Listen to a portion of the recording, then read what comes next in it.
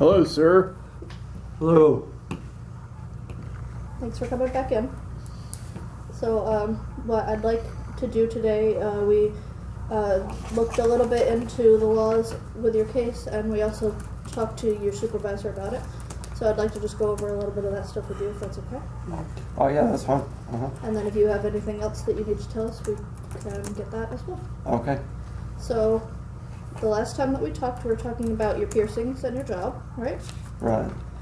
And you make sure we got everything right. And you said that your main goal is to keep your piercings in and keep your job. So since then, we talked to your supervisor, Sally, right?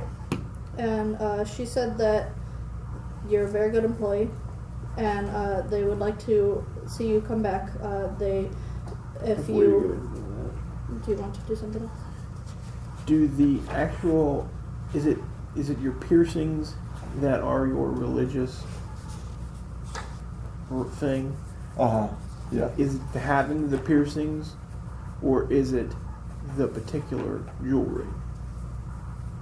It's the piercings. It's the piercings. Yeah, you want the. Well, I mean, it's the display of the piercings. Right. Yeah. So if you were to change the jewelry in the piercing, that would still go with your religion, right? Yeah. Can you elaborate what you mean by that? If you were to change a stud from one stud to another stud, would that Right. still be okay? Yeah, that would be fine. Okay. So she has let us know that you're a very good employee, and she would like to see you back.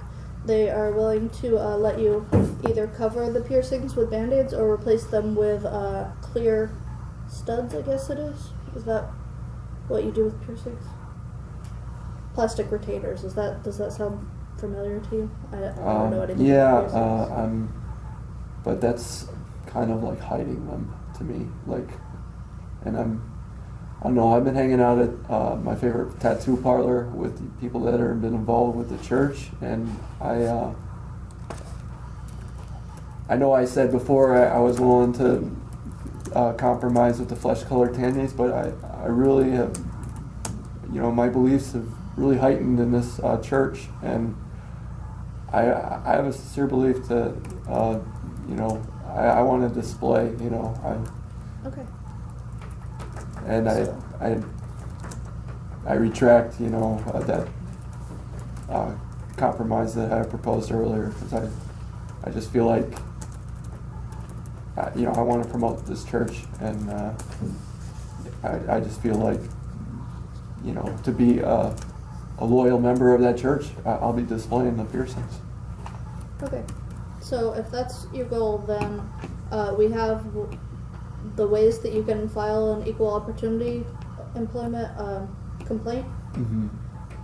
So in order to file, the court is going to want you to show that you have a religious belief, which you do, but you'll have to tell the court about it. Okay. If we end up in court. Okay. You'll have to let them know that you brought the religious belief to the employer's attention, which you have told them about it, correct? And then you'll have to Let's ask him that. Let's just run down these elements. So we've already covered that you do have a bona fide religious belief, right? Right. Okay. Did you tell your employer this prior to them telling you that you had to take the piercings out? not prior to, right? You told them on the 12th or something like that, I think. Oh, they had told me, I'm trying to remember too. They had told me they wanted to enforce the dress code, and then after I had, I believe after they told me they were going to enforce that, I had talked to some people at that same tattoo parlor, and they had told me about this church, and that they, it was at that time it was a reason not to, where I could keep piercings, Yeah. And eventually over time, I really got a strong belief in this religion, and it really felt like I belonged to what these people believe. All right. So my question is, here's what's not going to look great if this goes to trial, and the opposing counsel is going to ask you, did you have this religious belief before you were told you had to remove the jewelry? And your answer, truthfully, is going to be what? It's truthfully going to be no. Exactly. And so then they're going to ask you, when did you develop the religious belief about your jewelry? Mm-hmm. When was that? Was it It was after I talked to people about how they're all of a sudden enforcing this dress code. okay? So it was after you spoke to your employer and they told you that you had to remove the jewelry. That's right, because they And then what decided to happened? enforce it when they weren't enforcing it before. So I was like trying to understand, like, Well, you went from a behind the scenes warehouse job to a front end position, right? that's right. Uh-huh. Okay, and then so just so that we have everything clear, you were promoted. You went from behind the scenes to in the front, where customers will see you 24/7, right? Whenever Right. you're there. Then your employer told you that they need to enforce the dress code, and you had to remove the piercings. Mm-hmm. That night, you went and met some friends, and they told you about the church. Am I correct? That's right. Yeah, because I was upset about like them enforcing the dress code and that it's piercings, and I didn't understand, that they don't. I was just like losing connection, to my core, and I just wanted to maintain that connection, and I didn't know how I could maintain that connection. And this church, like, made me realize that I can connect to this church, and by connecting to this church, it's a bonus that that employer shouldn't be able to discriminate. So, I don't see a problem with that because it doesn't. The religious exemptions don't have any timelines that they state. There's nothing that says you have to have the religion before you get hired or anything like that. Mm-hmm. The problem that I have with it is that once you call the religion to their attention, Mhm. then the employer has to show that they made reasonable accommodations for your practice. Mhm. And Yeah. That's the and next she problem. said that she's willing to have you back if you cover them or put in plastic holders. What are they called? Plastic retainers while you're working. So based on that, she made an accommodation for you to be able to still keep your job and keep your piercings either in and covered or with plastic retainers instead of the studs. So based on that, it would be we would have to show that you made an effort to cooperate with them. It just like I was starting to understand this religion too, where I have this sincere belief that you have to display your piercings. It's a spiritual benefit, and they're going to take away, like they're going to diminish that spiritual connection, and I don't feel like they have the right to do that to me. I have a First Amendment right to express myself. And I understand that's frustrating, but they're a private company and they have the right to what they want to display to customers is a certain way, and the courts tend to favor employers with that because they want to put nice faces, clean faces, and stuff like that in the front, and it's the employees that the customers see represent the business, Mm-hmm. and the business wants to have a certain reputation and like that, so the court tends to favor things like that in terms of dress codes and things like that. So We can't And take that- this all the way to the Supreme Court. It's the First Amendment. I don't understand. I doubt the Supreme Court would pick it up. They pick up very, very few cases a year, and there's been other cases similar to this Well, I mean, already decided. Yeah, there's case law, and the case law. There's a particular passage from it. Courts have upheld dress code policies that are designed to appeal to customer preference or to promote a professional public image.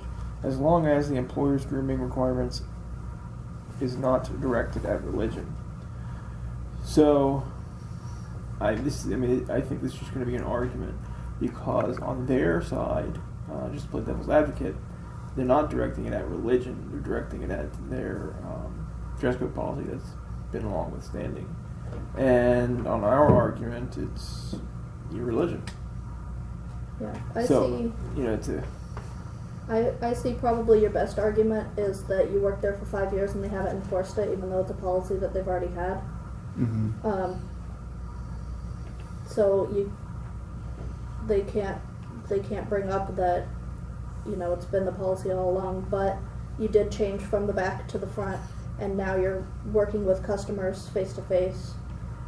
So I really see your best thing to do is to work with them and see if you can find any middle ground with it.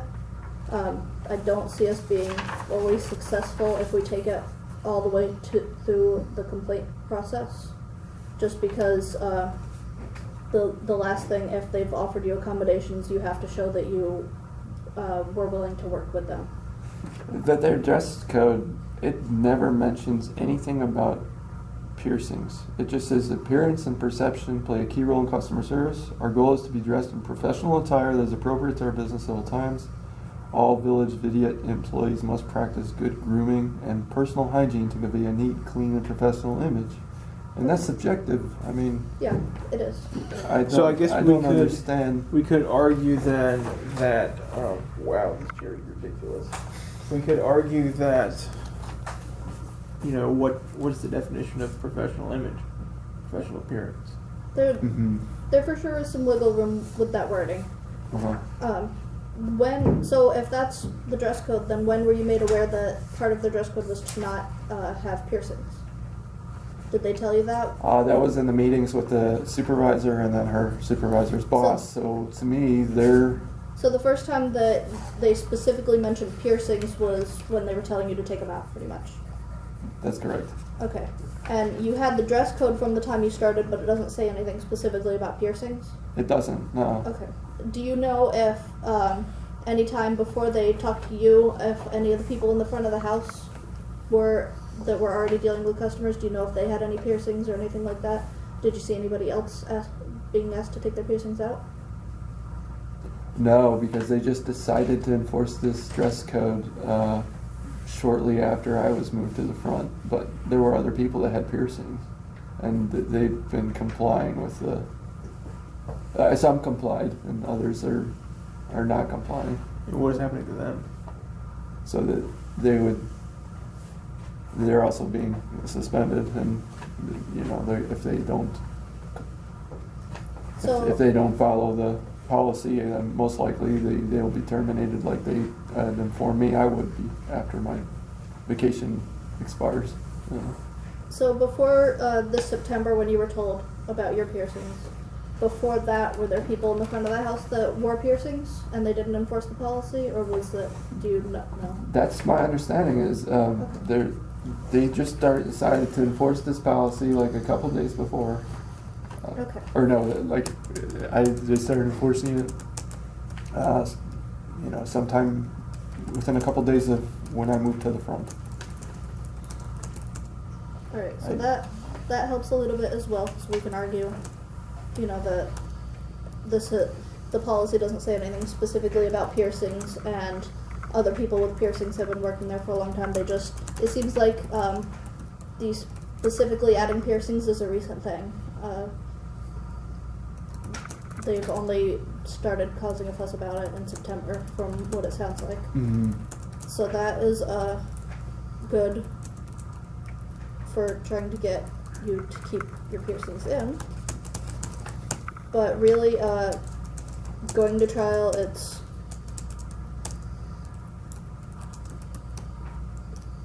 pretty back and forth. Like, we have some good arguments, they have some good arguments as well. Let me ask you this. Would you be willing to negotiate with them to avoid going to trial? Would you be willing to negotiate a settlement? I don't know. I just feel like this is something that it's like a fundamental right to have this freedom, and I mean, I want to brand myself with piercings, tattoos, the whole canvas that the Supreme Being gave me, and I feel like we take this to the Supreme Court, you know, I would have a chance to do that, you know. It's just, I mean, my folks, they wanted me to go to law school, they wanted me to, and they are not big fans of, I mean, the whole reason I took this job is so I could try and strike out on my own, because they wanted me to go to law school and, you know, become a lawyer. And I mean, this organization's big fat cat, I mean, capital-filled company, you know, and if they're violating my rights, I think they should be compensating for violating those rights. Okay. So it sounds to me like your goal right now is to take it as far as you can through the court system. Is that correct?